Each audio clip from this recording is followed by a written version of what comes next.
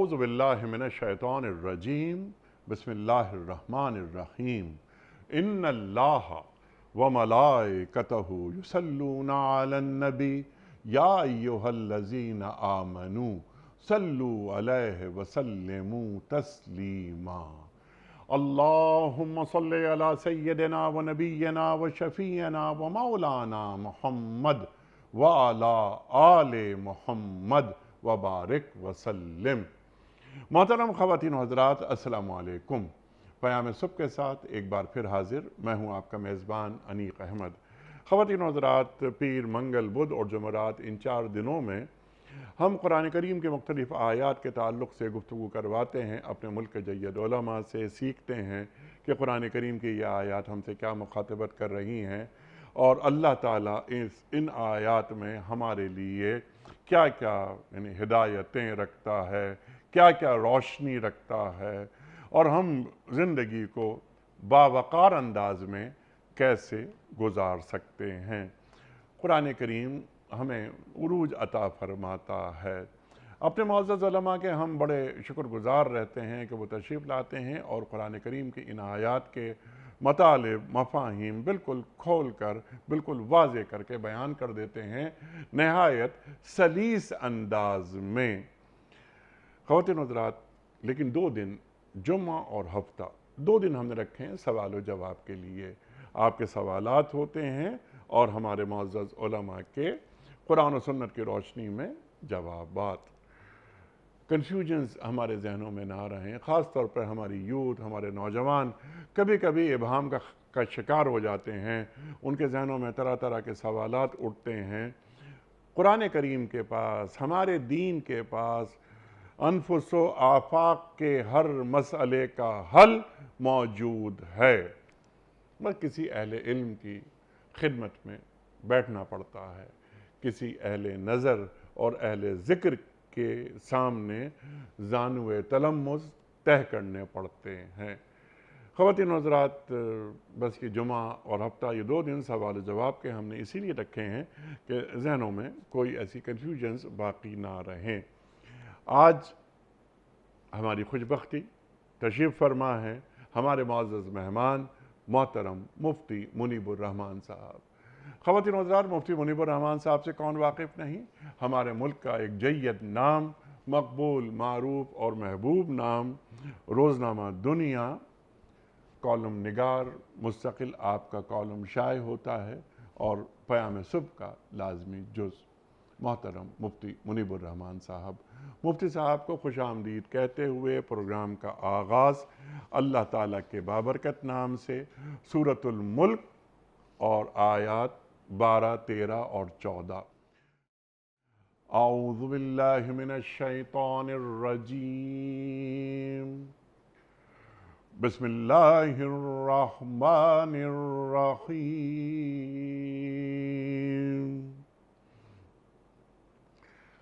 ان الذین یخشون ربهم بالغیب لهم مغفرة وأجر كبير۔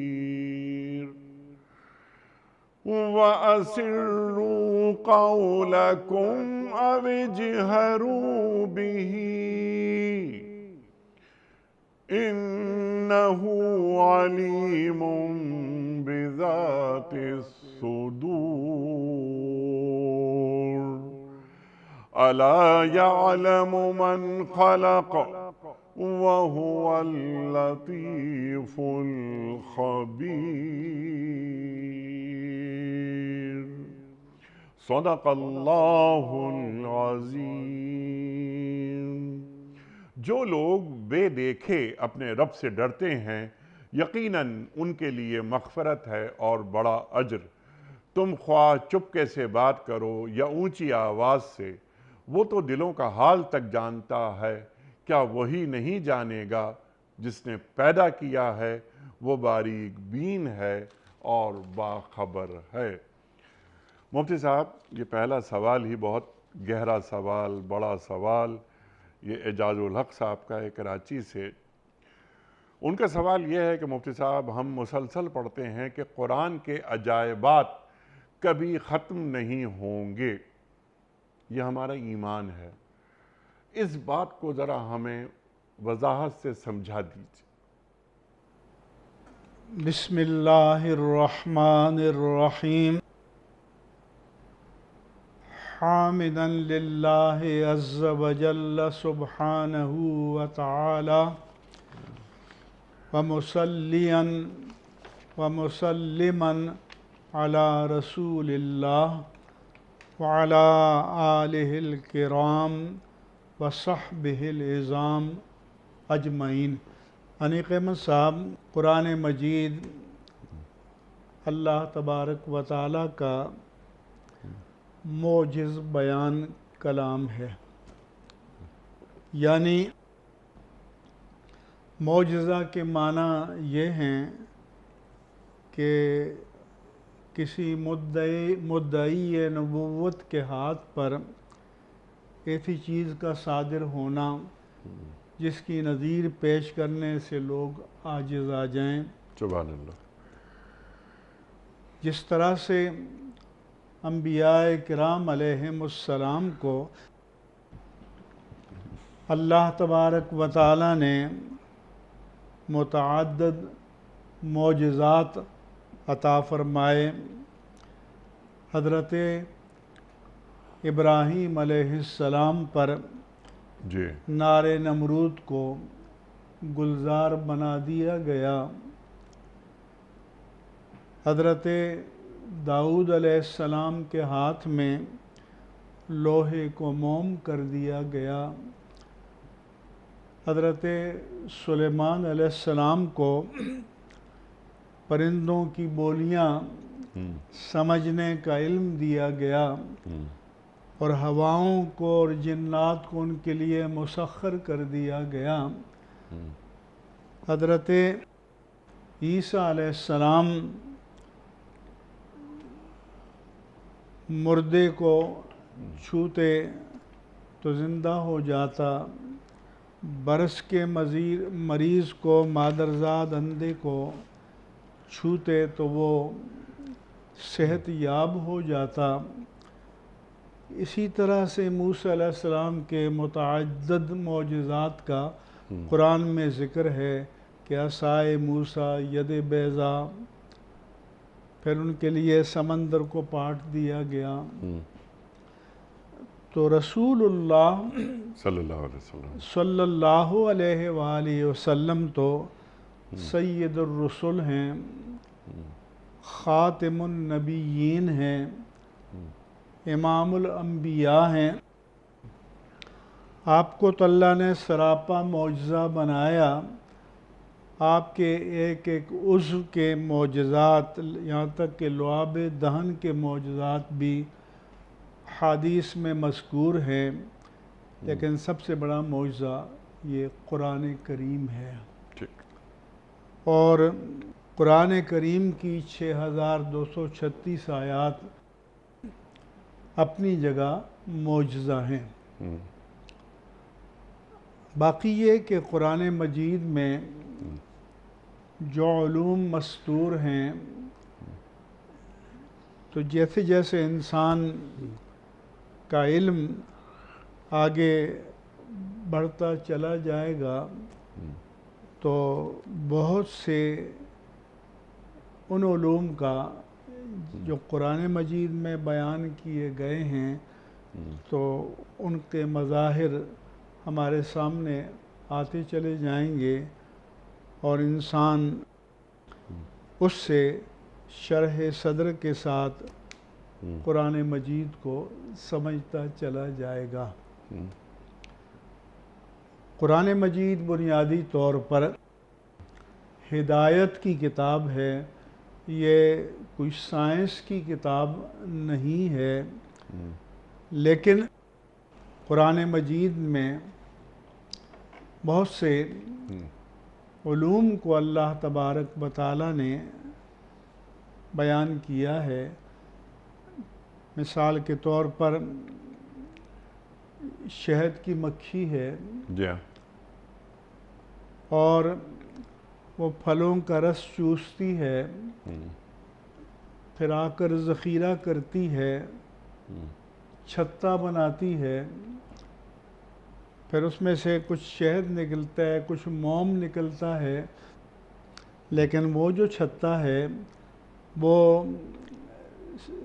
6 سائڈ والا، 6 ضلعوں والا ہے، اور وہ اتنا ایکوریٹ ہے کہ اس کے اینگل میں 0.01 کا بھی کوئی فرق نہیں رہتا۔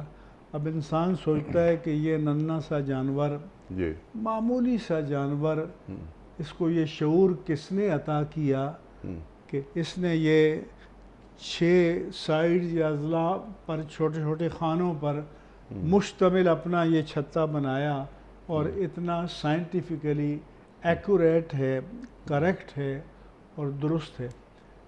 یہ وہ عجائب ہیں جو قرآن مجید میں بیان کیے گئے ہیں۔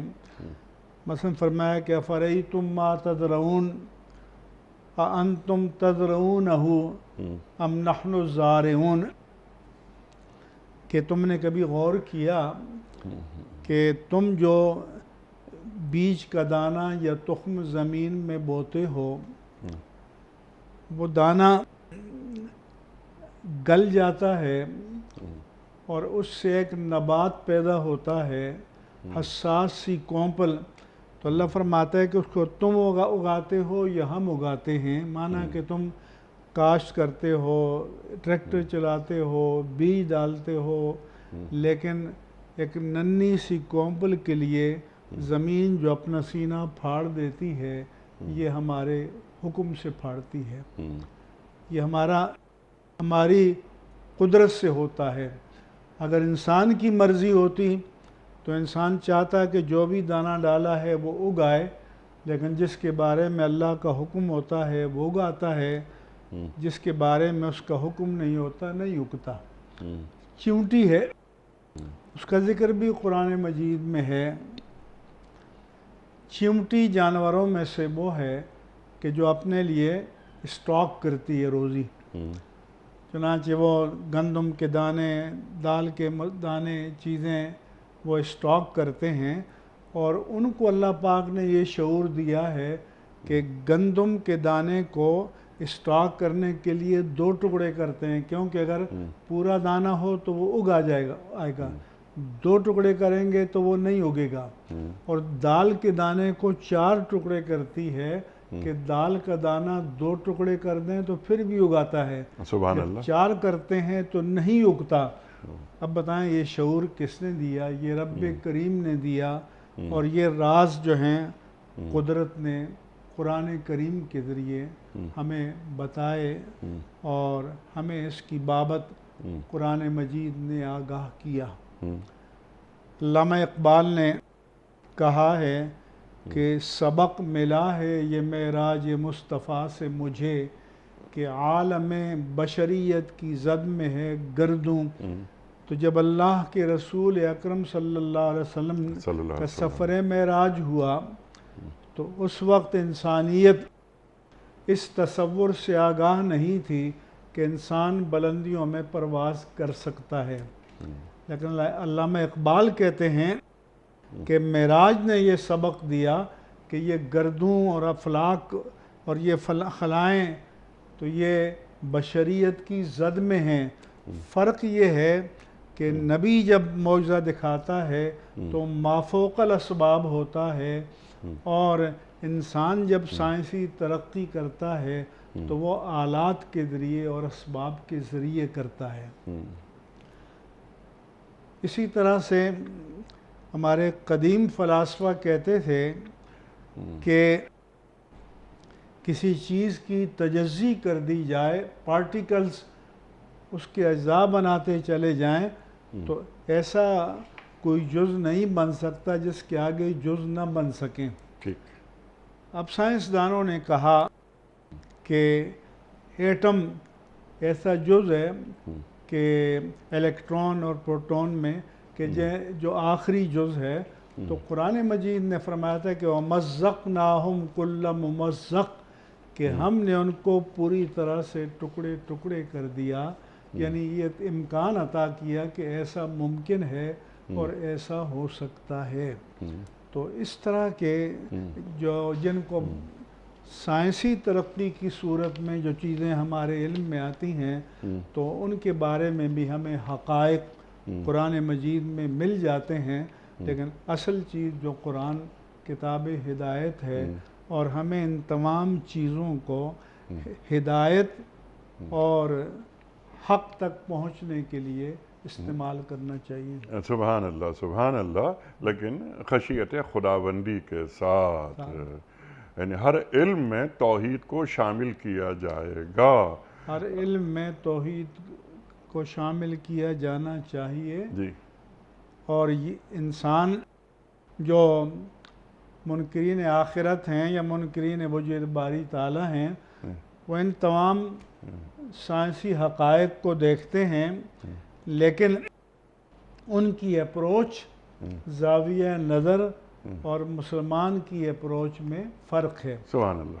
مثلا اللہ تعالیٰ نے قرآن مجید میں بیان فرمایا کہ اِنَّ فِي خَلْقِ السَّمَاوَاتِ وَالْأَرْضِ لَآیَاتٍ لِأُولِي الْأَلْبَابِ، کہ زمین و آسمان، خلق السماوات والارض واختلاف اللیل والنہار، کہ زمین و آسمان کی پیدائش اور گردش نظام گردش لیل و نہار میں عقل مندوں کے لیے نشانیاں ہیں۔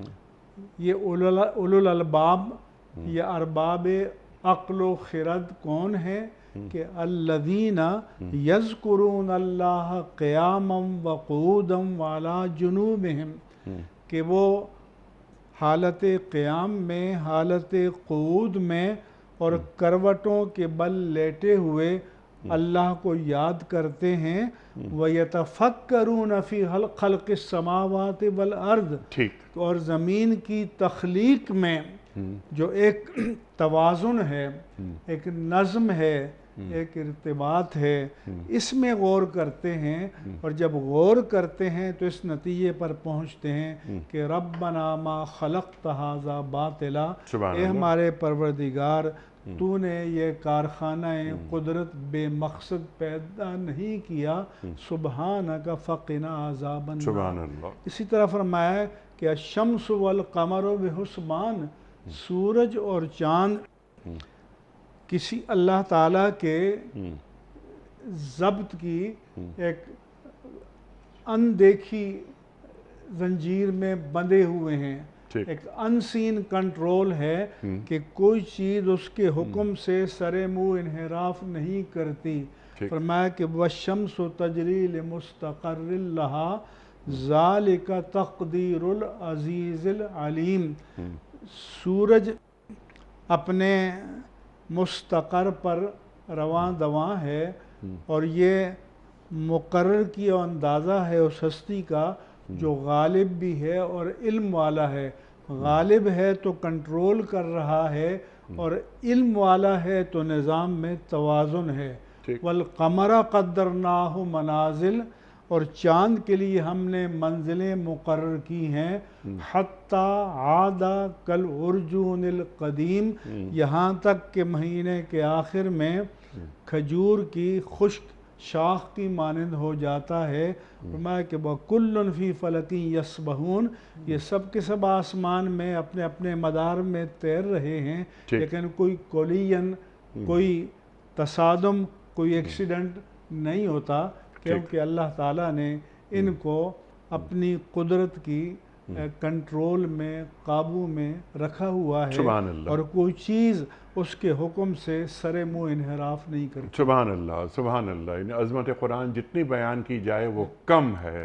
اب یہاں جو سوال ہے مفتی صاحب، ذرا سی بات اور آگے بڑھ رہی ہے، حالانکہ سوالات بہت زیادہ ہیں، کہ یہ عظمت قرآن تو ہم بیان کرتے رہتے ہیں، لیکن عجائبات قرآن کی جو بات فرمائی اعجاز الحق صاحب نے، کہ عجائب قرآن ہر زمانے میں، ہر لحاظ سے، ہر انسانی عقل کے مطابق، یعنی نئے نئے عجائبات آتے رہتے ہیں، اور ہم اپنے پروگرام میں اکثر ایک جملہ عرض کرتے ہیں کہ تا قیامت ذہن انسانی کی امامت قرآن کریم کرتا رہے گا۔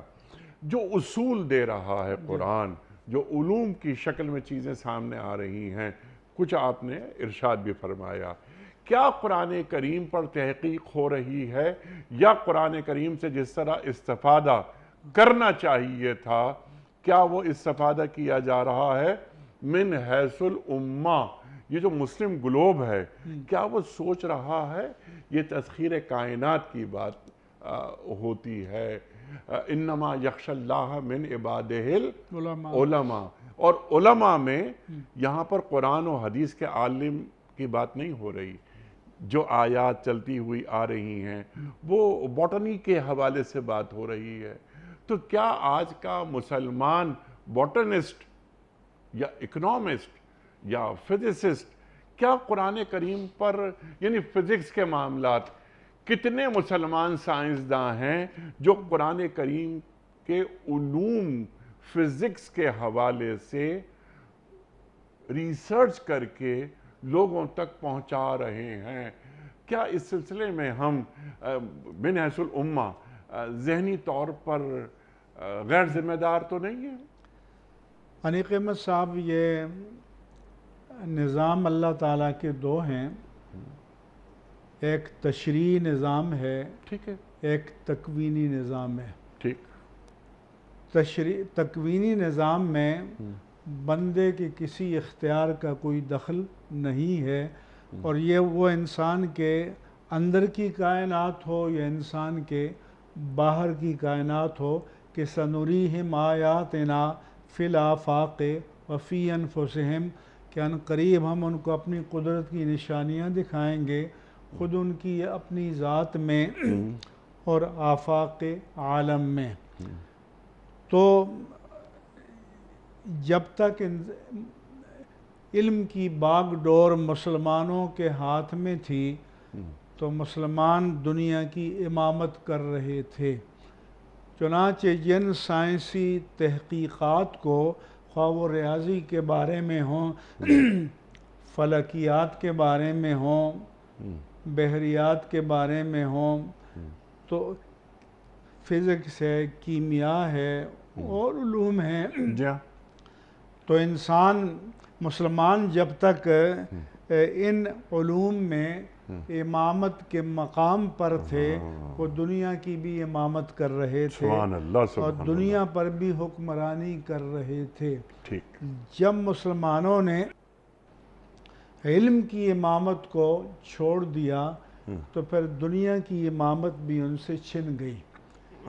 اس لیے اگر مسلمان اس دنیا میں انسانیت کی امامت و اقتداء چاہتے ہیں تو پھر انہیں علوم کے تمام شعبوں میں ایک بار پھر امامت کے منصب پر فائز ہونا پڑے گا اور اس کا پرچم اپنے ہاتھ میں لینا پڑے گا۔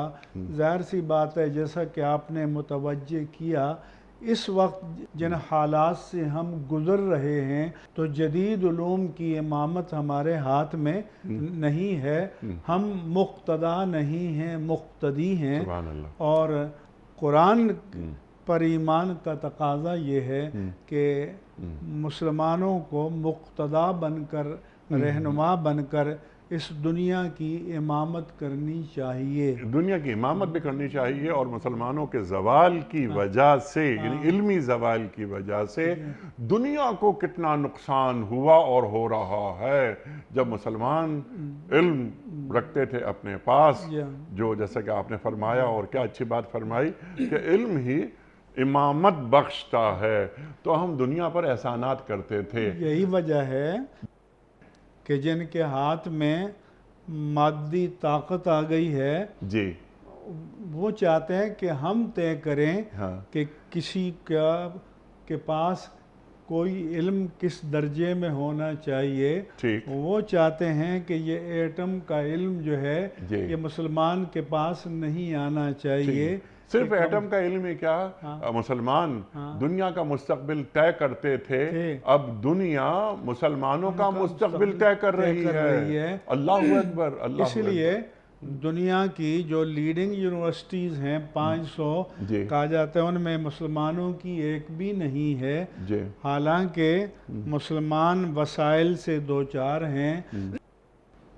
وہ ممالک ہمارے مسلم ممالک جو تیل کی دولت سے مالا مال ہیں، جی اور وہ ممالک کہ جو ذہانت اور علم کی دولت سے مالا مال ہیں، اگر یہ ان وسائل کو یکجا کریں ٹھیک، اور اعلیٰ معیار کے علمی سائنسی تحقیقی سبحان ادارے اللہ، قائم سبحان کریں اللہ، تو کوئی بعید نہیں ہے کہ ہم کم از کم وقت میں اس خلا کو پر کر سکیں، کچھ شارٹ ٹرم پلاننگز ہوں، کچھ لانگ ٹرم پلاننگز ہوں، اللہ اکبر، علم و تحقیق جستجو ہو، تاکہ قرآن کریم کے عجائبات سے یہ دنیا آشنا ہو۔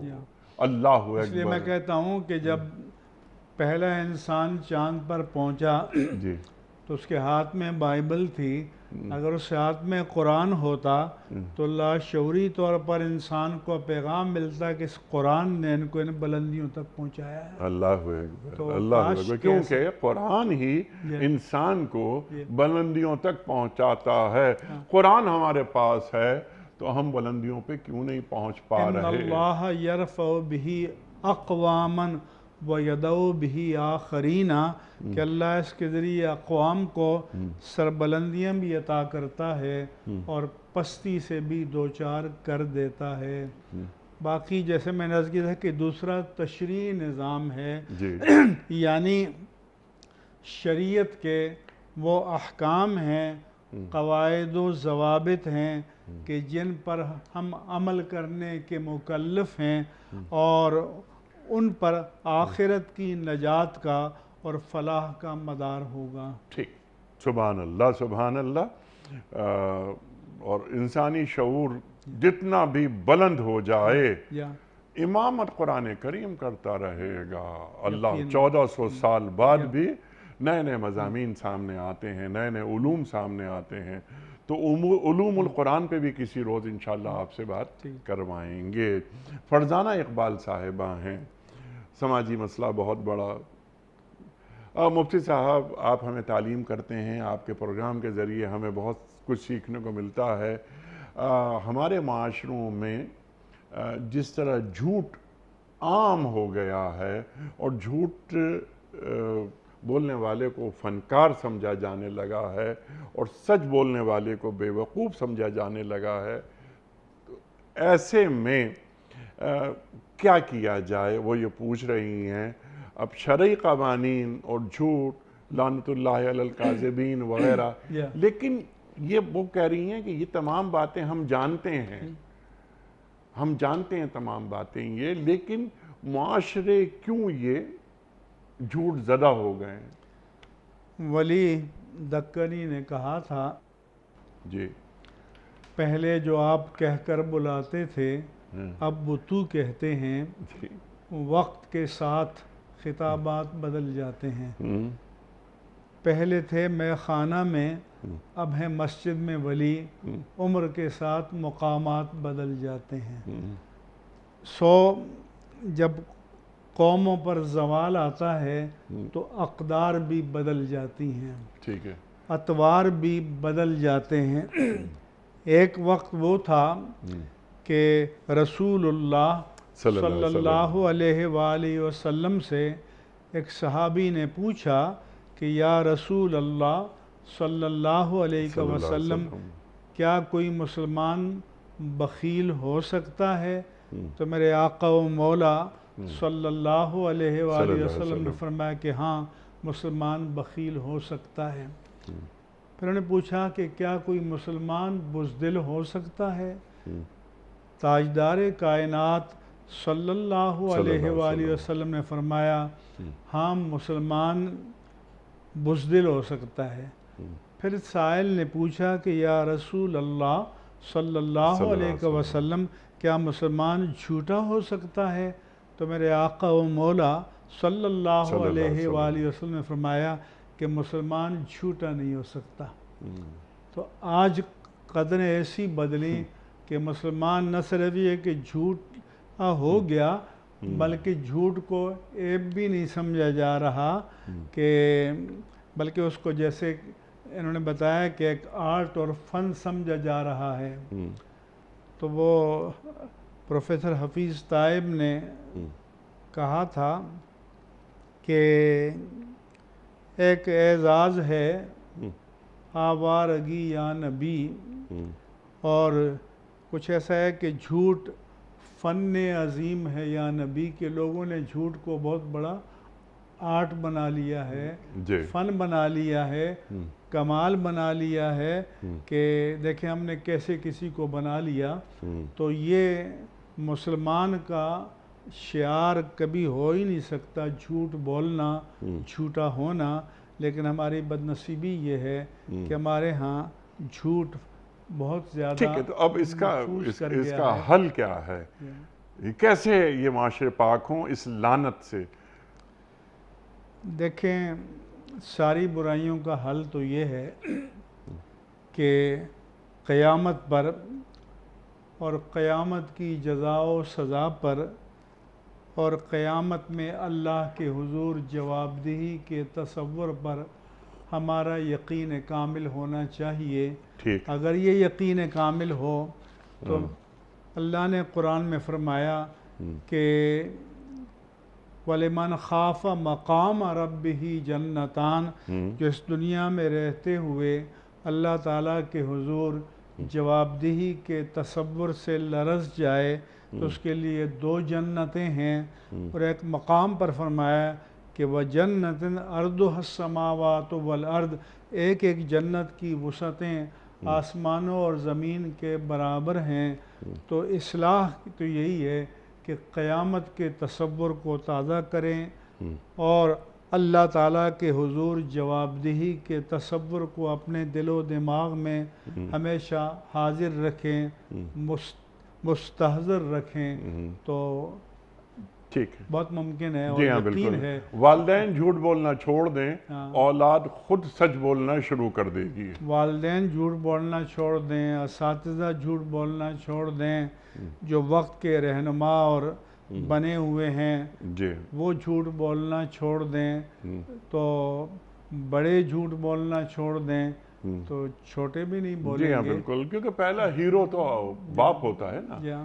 تو باپ ایسا تربیت ایسی کرے کہ اولاد قسم کھا کر کہے کہ میرے والدین کبھی بھی زندگی میں کبھی جھوٹ نہیں بولا.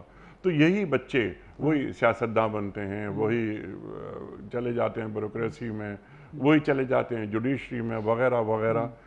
تو یہ گھروں سے جو تربیت ہوتی تھی وہ کم ہوتی جا رہی ہے. لعنت اللہ علی الکاذبین، جھوٹوں پر اللہ تعالیٰ اپنی لعنت بھیج رہا ہے. یعنی لعنت سے مراد اللہ کی رحمت سے محرومی. اللہ اکبر. صاحب زادہ مشتاق صاحب ہیں پشاور سے. ان کا سوال چھوٹا سا سوال ہے، اچھا سوال ہے. مفتی صاحب، قرآن کریم کو سمجھنے کا سب سے آسان طریقہ کیا ہے؟ قرآن کریم کو سمجھنے کا ایک تو یہ ہے کہ مسلمانوں کو اپنے مکاتب میں کچھ بنیادی عربی تعلیم کا انتظام ہونا چاہیے تاکہ قرآن مجید کی جو زبان ہے، قرآن مجید کی جو لغت ہے، کلمات اور ترکیب کی صورت میں جو معنی سامنے آتے ہیں ان کو سمجھ سکیں. تو پھر جب قرآن مجید سے بنیادی آگاہی ہوگی اور پھر جب قرآن پڑھے گا، اس کا ترجمہ پڑھے گا، تو قرآن مجید کی جو نظم اور عبارت ہے اس سے اس کو ذہنی اور معنوی روحانی مناسبت پیدا ہوگی. اور جب مزید اس کی تفسیریں پڑھے گا تو قرآن مجید کے اندر جو تفصیلی علوم ہیں، احکام ہیں، اس کے بارے میں آگاہی ہوگی. اور سب سے بڑی بات جو ہم نے پہلے بھی آیت پڑھی کہ خشیت الہی بندے کے دل میں ہونی چاہیے تاکہ قرآن مجید کے انوار و تجلیات اس کے قلب میں اس کی روح میں جذب ہوں اور اس کے ثمرات اور برکات اس کے اعمال و افعال اور افکار کی صورت میں ظاہر ہوں۔ سبحان اللہ، سبحان اللہ۔ اور اللہ تعالیٰ سے مدد مانگتا رہے کہ اے اللہ تو قرآن کریم کے یہ معنی مفاہیم کھول، میرا سینہ کھول دے۔ اللہم فقہنی فی الدین، اللہم فقہہ فی الدین۔ حضور نے دعا فرمائی تھی کہ یا اللہ ان کو دین کی گہری پختہ سمجھ عطا فرما، اور حدیث پاک میں رسول اللہ صلی اللہ علیہ وسلم فرمایا کہ من یرد اللہ بہ خیرا یفقہہ فی الدین، کہ اللہ تبارک و تعالی اپنے جس بندے کے لیے خیر کا ارادہ فرماتا ہے اس کو دین کی پوری گہرائی اور گیرائی کے ساتھ سمجھ عطا فرماتا ہے، مہارت عطا فرماتا ہے اور ملکہ عطا فرماتا ہے۔ سبحان اللہ۔ تو یہ دعا مانگتے رہنا چاہیے کہ اے اللہ اللہم فقہنی فی الدین، کہ اللہ مجھے دین کی پوری سمجھ عطا فرما۔ قرآن مجید کی سورہ توبہ میں ہے وَمَا كَانَ الْمُؤْمِنُونَ لِيَنْفِرُوا كَافَّةً، کہ ایسا تو نہیں ہو سکتا کہ سارے کے سارے مسلمان اپنی معیشت کو، صنعت کو، زراعت کو، حرفت کو، ملازمت کو، روزگار کو چھوڑ کر کل وقتی دین کے لیے نکل کھڑے ہوں، کیونکہ یہ تمام شعبے بھی معاشرے کی اجتماعی ضرورت اور فرض کفایہ ہیں۔ تو رب کریم نے فرمایا فَلَوْلَا نَفَرَ مِن كُلِّ فِرْقَةٍ مِّنْهُمْ طَائِفَةٌ، ایسا کیوں نہیں ہو جاتا کہ ہر گروہ، ہر بستی، ہر علاقے، ہر قبیلے، ہر برادری میں سے کچھ لوگ، ایک جماعت اپنے آپ کو دین کے لیے وقف کر کے نکل کھڑے ہوں، لِيُفَقِّهُ فِي الدِّينِ، تاکہ وہ دین کے ماہر بن جائیں، اسپیشلسٹ بن جائیں، فقیہ بن جائیں، وَلِيُنذِرُوا قَوْمَهُمْ اِذَا رَجَعُوا إِلَيْهِمْ، تاکہ واپس جب پلٹ کر اپنی قوم میں جائیں انہیں اللہ کے عذاب سے ڈرائیں، لَعَلَّهُمْ يَحْذَرُونَ، تاکہ وہ اللہ کی نافرمانی سے بچیں۔ سبحان اللہ، سبحان اللہ۔ فقیہ بننا یہ فرض کفایہ ہے۔ جی، فرض کفایہ ہے۔ اچھا مفتی صاحب، ایسا کیوں نہیں ہوتا ہمارے گھروں میں کہ ہم اپنے بچوں کو جو doctor, engineer, I T expert وغیرہ وغیرہ وغیرہ بہت آگے لے کے چلے جاتے ہیں، ہم چاہتے ہیں کہ ان کا مستقبل بہت ہی تابناک ہو، لیکن ہمارے ذہن میں یہ بات کیوں نہیں آتی کہ اگر میرے 3 بچے ہیں تو میں 3 میں سے کم از کم ایک بچے کو عالم دین بناؤں، دنیاوی جو علوم ہیں یہ ضرور حاصل کریں، یہ بہت اچھے آئی ٹی ایکسپرٹ بھی ہوں لیکن دین بھی جانتے ہوں، یہ بہت بڑے اکنامسٹ بھی ہوں۔ بہت اچھی بات ہے کہ ہمارے جو مرفع الحال، کھاتے پیتے خوشحال طبقات ہیں، وہ اپنے بچوں میں سے اس کو بنیادی عصری تعلیم بھی دیں اور اس کے بعد اس کو دین کی طرف راغب کریں، اور وہ اپنے آپشن کے ساتھ، ترجیح کے ساتھ دین کی طرف آئیں اور پھر وہ دین کے ایکسپرٹ اور ماہر بنیں، تو ظاہر ہے کہ اس کا اثر پورے معاشرے پر مثبت پڑے گا، اچھا پڑے گا، اور دوسروں میں بھی ترغیب پیدا ہوگی، شوق پیدا ہوگا دین کی طرف آنے کی۔ سبحان اللہ، سبحان اللہ۔ علوم کے ایکسپرٹ بنیں اور دین کے خادم بنیں، اور اپنے جو علوم ہیں، اپنی جو ایکسپرٹیز ہے اس کو دین کی خدمت میں صرف کریں، اپنی عمر کا بہترین حصہ دین کو دینا چاہیے۔ اللہ اکبر۔ اور پھر یہ روسٹرم پہ کھڑے ہوں، اچھا کیونکہ ایک مالدار گھرانوں سے یہ آئیں گے نکل کر، او لیولز اے لیولز کرنے کے بعد جو پاکستان کے بڑے تعلیمی ادارے ہیں، کراچی، لاہور، اسلام آباد وغیرہ میں خاص طور پر، تو یہ اگر 10-15 ہزار یہ نوجوان لڑکے اور لڑکیاں تیار کر دیے جائیں۔ آج کل بڑی تعداد تو نہیں ہے لیکن کچھ نہ کچھ ہم دیکھ رہے ہیں، ترغیب ہو رہی ہے، کھاتے پیتے خاندانوں میں سے کچھ نوجوان دین کے علم حاصل کرنے آتے ہیں، صنعت کار بھی ہیں، تاجر بھی ہیں، مگر یہ جو روش ہے یہ زیادہ عام ہونی چاہیے، تو اس کے اثرات معاشرے پر بھی مثبت پڑیں گے اور اچھا پڑیں گے. سبحان اللہ سبحان اللہ. کیونکہ وہ فارسی کا ایک محاورہ ہے، مقولہ، کہ گداگر تواضع کند خوئے اوست، کہ اگر کوئی فقیر منگتا تواضع کرتے عاجزی کرتا ہے تو یہ اس کی ادا ہے، وہ نہیں کرے گا تو اس کو خیرات کون دے گا. لیکن آدمی اگر دینے والا بن کر تواضع کرے تو اس کا اثر لوگوں کی اخلاقیات پر بھی بہتر پڑے گا. سبحان اللہ سبحان اللہ. تو وہ علماء جن کا تعلق مضبوط معیشت رکھنے والے گھرانوں سے ہے ہونا چاہیے، تو وہ آئیں اور وہ دین پیش کریں اور وہ بائلنگول ہوں، اور وہ خود کفیل ہوں گے جی اور کلمہ حق کہیں گے، جی، اور کسی لومۃ اللائم ملامت کرنے والے کی ملامت کی پرواہ نہیں کریں گے. ٹھیک اللہ تعالیٰ کی رضا کے لیے کلمہ حق کہیں گے. ٹھیک. اور اگر وہ کسی اچھے مؤثر قبیلے اور برادری کی ہیں تو ان کی پشت پہ کھڑے ہوں گے. سبحان تو اللہ دین میں قوت پیدا ہوگی. سبحان اللہ سبحان اللہ. اور جو معاشرے کے جو عقلی معیارات ہیں، دنیا میں کیا ٹرینڈ چل رہے ہیں، ان سے بھی وہ واقف ہوں گے. تو ان کو دین اور دنیا، حالانکہ یہ ہماری دنیا بھی ہمارا دین ہے، لیکن جو آج رائج ہیں یہ ٹرمز کہ دین اور دنیا، تو وہ دنیا کو جانتے ہوئے دین کا خادم بنائیں گے دنیا کو. تو اس کے لیے ایک خوشحال گھرانوں سے بچے اور بچیاں آنی چاہیے. ان کے لہجے میں دراڑ نہیں پڑتی، اور جب وہ بات کرتے ہیں تو انہیں ہکلانا نہیں پڑتا. تو دین پیش کرنے والا آدمی کبھی مدافعانہ انداز سے بات نہیں کرتا، حکیمانہ انداز سے بات کرتا ہے. ایف اینڈ بٹس نہیں آتے اس کی گفتگو میں. یہ ایک بڑا کام یہ ہونا چاہیے. مفتی صاحب، سوالات تو بہت مزید موجود ہیں، لیکن کچھ ویڈیو کوئسچنز آپ کی خدمت میں.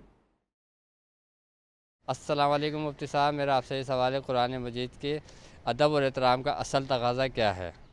قرآن کریم کے ادب اور احترام کا اصل تقاضا کیا؟ انیق احمد صاحب، ایک تو مصحف مقدس کا احترام ہے کہ جس میں یہ قرآن مکتوب شکل میں ہمارے پاس موجود ہے.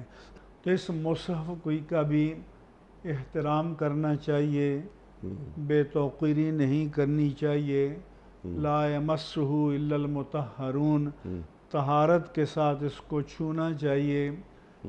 تلاوت کرنی ہو تو قبلہ رو بیٹھ کر تلاوت کرنی چاہیے باوضو. ہمارے فقہا نے کہا کہ خوشبو لگا کر تلاوت کرنے کے لیے بیٹھنا چاہیے. جہاں قرآن کو رکھنا ہو بلند مقام پر رکھنا چاہیے. اس کی طرف پاؤں نہیں پھیلانا چاہیے، پشت نہیں کرنی چاہیے. یہ تو آداب ہیں مصحف مقدس کے، جس کو اللہ نے فرمایا کہ ذالک الکتاب، یہ وہ عظیم المرتبت کتاب ہے جس میں کوئی شک نہیں. اور اس کے جو حقیقی آداب ہیں، معنوی آداب ہیں، روحانی آداب ہیں، عملی آداب ہیں، وہ یہ ہیں کہ اس قرآن میں اللہ تبارک و تعالیٰ نے ہماری ہدایت کا جو سامان ہمیں فراہم کیا ہے، جو احکام اللہ نے ہمیں عطا فرمائے ہیں، ان احکام کو سمجھیں شرح صدر کے ساتھ، پھر دل و جان سے انہیں قبول کریں، اور پھر ان پر عمل کرنے کی سعادت حاصل کریں، اور پھر ان کا ابلاغ بھی کریں کہ رسول اللہ صلی اللہ علیہ وآلہ وسلم فرمایا کہ بلغوا عنی ولو آیا. اگر تمہارے پاس قرآن کی ایک آیت بھی ہے تو اس کو آگے والوں تک پہنچاؤ. حجۃ الوداع کے موقع پر آپ صلی اللہ علیہ وآلہ وسلم نے اپنا تاریخی خطبہ ارشاد فرمایا، اپنی حیات ظاہری کے آخری وصایا، وصیتیں اور احکام بیان کیے. پھر جو میدان عرفات میں صحابہ کرام موجود تھے، ان سے پوچھا کہ لا هل بلغت، اللہ اکبر، لوگوں اللہ بتاؤ اکبر، اللہ کیا اکبر۔ میں نے اللہ کا پیغام بلا کم و کاست تم تک پہنچا دیا ہے؟ تو قالو بلا یا رسول اللہ، صلی سب اللہ نے علیہ یک وسلم۔ زبان ہو کر کہا کہ جی ہاں یا رسول اللہ صلی اللہ علیہ وسلم، آپ نے یقیناً اللہ کا پیغام حق اور پیغام ہدایت ہم تک پہنچا دیا ہے۔ تو پھر آپ نے 3 مرتبہ اپنی انگشت شہادت کو بلند کیا اور نیچے لائے، فرمایا کہ اللہم مشہد، اللہم مشہد، اللہم مشہد، اے اللہ تو گواہ رہنا کہ میں نے تیرا پیغام ہدایت اللہ اکبر، اور اللہ پیغام اکبر۔ حق بلا کم و کاست انسانوں تک پہنچا دیا ہے۔ پھر آپ نے فرمایا فَلْيُبَلِّغِ الشَّاهِدُ الْغَائِبَ، آج جو لوگ میدان عرفات میں 10 ہجری کو موجود ہیں، وہ اس پیغام کو ان تک پہنچا دیں جو یہاں پر موجود نہیں ہیں۔ اور فرمایا کیوں؟ فَرُبَّ مُبَلَّغٍ او من سامعٍ، کبھی ایسا ہوتا ہے کہ جو ڈائریکٹ کسی پیغام کو سنتا ہے اور آگے کسی کے پاس پہنچاتا ہے تو ڈائریکٹ سننے والے سے بھی زیادہ اس پیغام کی حفاظت کرتا ہے۔ سبحان اللہ۔ تو عالم انسانیت تک اس پیغام حق کی تبلیغ اور ابلاغ اور کمیونیکیشن، یہ بھی ہماری ذمہ داری ہے۔ اور اس کا طریقہ تو یہ ہے کہ تحریر کی شکل میں اور خطابت و تقریر کی شکل میں، جی۔ اور ایک یہ ہے کہ actions speak louder than the words, کہ جو عمل کی دعوت ہے وہ الفاظ کی دعوت سے زیادہ پر اثر ہوتی ہے، کہ ہم سبحان اپنے اللہ۔ اعمال و افعال کو قرآن کے سانچے میں ڈھالیں تاکہ ہمارے کردار سے لوگوں کو یہ پیغام ملے کہ قرآن جس طرح کا ہیومن ریسورس، انسانی اثاثہ تیار کرتا ہے، اس کا رول ماڈل اور نمونہ یہ لوگ ہیں۔ سبحان اللہ، سبحان اللہ۔ یہ لوگ ہیں جو علم میں بھی فوقیت رکھتے ہیں اور ان کے کردار سے اچھا بھی کسی کا کردار ہوتا ہی نہیں ہے۔ اللہ اکبر۔ اور کیا آپ نے کیا سبحان اللہ، ذمہ داری ہماری، یا ایھا الرسول بلغ ما انزل الیک من ربک، اللہ کے رسول صلی اللہ علیہ وسلم آپ پہ ہم نے جو نازل کیا اس کا ابلاغ کر دیجیے۔ اس دور کی انسانیت پر جی۔ اللہ کی حجت کو قائم کرنا یہ بھی امت مسلمہ کی اجتماعی ذمہ داری ہے، کیونکہ ختم نبوت ہو گئی، کار نبوت باقی ہے۔ کنتم خیر امت اخرجت للناس، تم بہترین امت ہو کہ جو لوگوں کے سامنے لیے ظاہر کی گئی ہو۔ تمہاری ذمہ داری یہ ہے کہ تأمرون بالمعروف وتنہون عن المنکر، تمہیں نیکیوں کو پھیلانا ہے اور برائیوں کا راستہ مسدود کرنا ہے۔ تو یہ امت کی اجتماعی ذمہ داری اور فرض کفایہ ہے۔ سبحان اللہ۔ مفتی صاحب، کیا اہم بات آپ نے فرمائی۔ اب یہاں پر امر بالمعروف و نہی عن المنکر کی جو آپ نے بات فرمائی، نیکی کا تو حکم دیا جاتا ہے اور اس کا پرچار کیا جاتا ہے، لیکن وہ نہی عن المنکر وہ نظر نہیں آتی ہمیں چیزیں کہ برائیوں سے بھی روکا جائے، برائیوں کے راستے مسدود کیے جائیں۔ اپنی بات تو کہی جا رہی ہے، وہ بھی کام ریاست کے ذریعے ہونا چاہیے۔ مفتی صاحب، میں آپ کا بڑا شکر گزار، بڑا ممنون، آپ تشریف لائے اور ہمیشہ کی طرح آج بھی ہم نے آپ سے بہت سیکھا۔ خواتین و حضرات، یہ جمعہ اور ہفتہ 2 دن سوال و جواب کے لیے ہوتے ہیں۔ ہمارے ملک کے ایک جید عالم دین تشریف لاتے ہیں اور ہمارے اور آپ کے پوچھے گئے سوالات کے جوابات قرآن و سنت کی روشنی میں عطا فرماتے ہیں۔ اللہ تعالی ہمارے علماء کو سلامت رکھے۔ وقت مکمل ہوا ہمارے آج کے پروگرام کا۔ پیام صبح کا اختتام ہوتا ہے روزانہ ایک قول پر، اور وہ قول ہوتا ہے صاحب نہج البلاغہ امیر المومنین حضرت علی مرتضیٰ کرم اللہ وجہہ کا۔ آپ فرماتے ہیں، اور سبحان اللہ کیا قول ہے، کہ کسی پر گناہ کا عیب لگانے میں جلدی نہ کیا کرو، شاید اس کو معاف کر دیا گیا ہو۔ اللہ اکبر۔ کسی پر گناہ کا عیب لگانے میں جلدی نہ کیا کرو، شاید اس کو معاف کر دیا گیا ہو۔ کل تک کے لیے خدا حافظ۔